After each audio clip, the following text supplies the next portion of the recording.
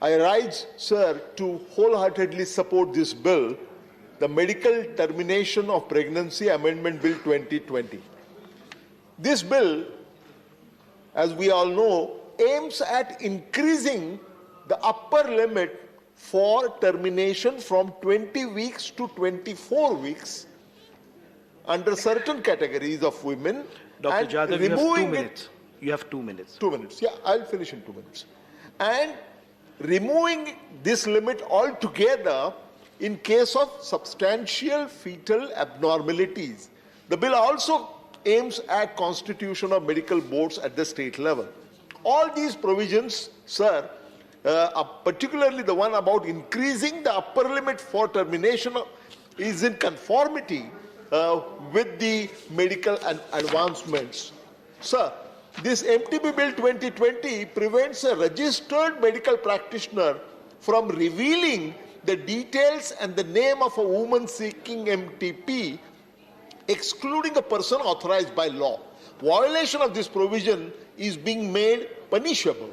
This is a commendable provision protecting women's right to privacy.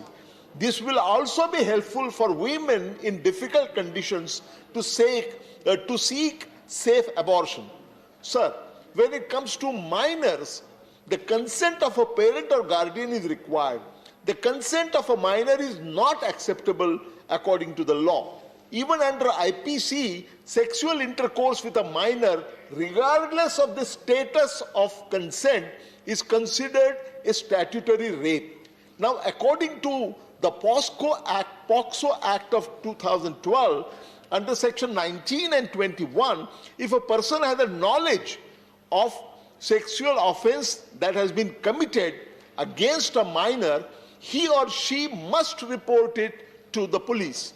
Failure to do so is punishable with imprisonment up to 6 months or fine. In other words, a doctor would be legally bound to report it as what is legally called penetrative sexual assault. Sir, these circumstances militate against a minor girl who is seeking abortion in secrecy, and what is worse, it can lead to minors opting for unsafe abortions. With this important aspect, in my view, needs to be taken into consideration. Sir, with these remarks, I commend the bill for passing. Thank you. Thank you, Honourable Member.